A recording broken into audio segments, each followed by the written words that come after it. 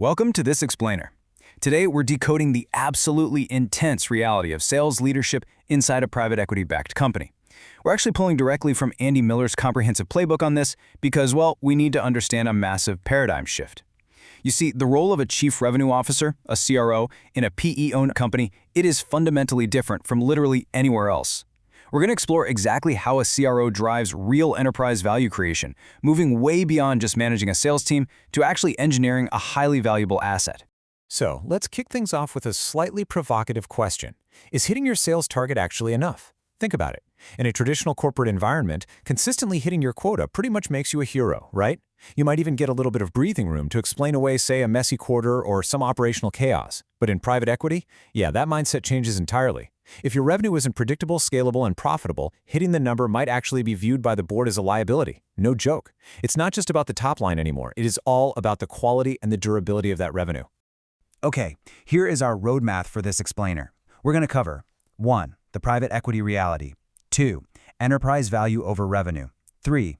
The 6 P hold phases. 4. Accelerating value with AI. And finally, 5. The buyer-ready exit. Let's get right into it. Section 1. The private equity reality. Understanding the pressure cooker. To really grasp the CRO's mandate here, we first have to look at the brutal math behind the scenes. Private equity firms raise capital from limited partners, think pension funds, endowments, people like that, with a very specific core promise. They are promising to return that capital with significantly higher profits than the public markets, and they have to do it within a strict 7 to 10-year fund cycle.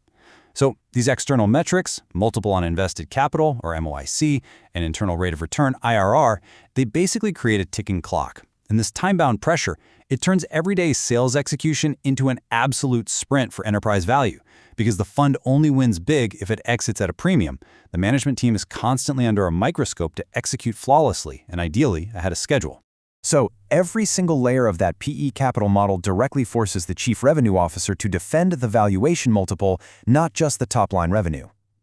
When the firm buys a company, they often use a lot of leverage, meaning debt, and the CRO is on the hook for operational improvement and margin expansion to ensure that debt is serviceable and the valuation actually grows. If revenue is weak, or low margin, or maybe dependent on just a handful of customers, the entire investment thesis starts to crack. The sales engine literally has to be built from day one to eventually withstand massive buyer diligence at the exit. Section 2. Enterprise value over revenue. The leadership paradigm shift. Now, before a PE board approves any major sales initiative, they are going to run it through a very specific filter. They'll ask, does this improve predictability, scalability, profitability, and transferability? We call these the 4 pillars of PE value. Predictability means your revenue can be accurately forecast and completely trusted by the board. Scalability means your growth doesn't depend on individual heroics. Profitability, that means your growth actually converts to EBITDA, earnings before interest, taxes, depreciation, and amortization. And you do that by fiercely protecting your pricing margins. And transferability, this is a big one, that means a brand new owner can inherit your commercial engine with total confidence. There is just a stark contrast between what works in PE and what actively destroys value. The ultimate goal is to build a scalable, system-driven culture. What destroys buyer confidence is running a personality-driven sales team that relies heavily on a few rainmakers or superstar reps. Overpromising to the board, maybe hiding bad news early on, or letting your teams grant massive discounts just to hit a quota? In PE, those actions introduce massive, completely avoidable risk that will be severely penalized when a buyer eventually looks under the hood.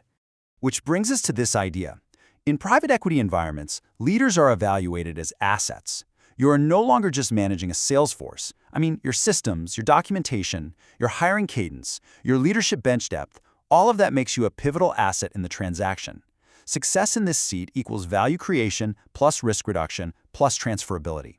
Section 3. The 6 PE hold phases. Executing the 5-year playbook. Let's actually map out how this rigorous execution plays out chronologically. Over a typical 5-year timeline, your role as a CRO morphs pretty dramatically. In the first 0 to 6 months, the stabilization phase, your job is to get to the truth, fast. You've got to diagnose messy legacy data, assess rep productivity, and reset the forecast model so the board can actually trust you. By months 6 to 18, you're building a foundation. You're installing strict pipeline discipline and talent systems.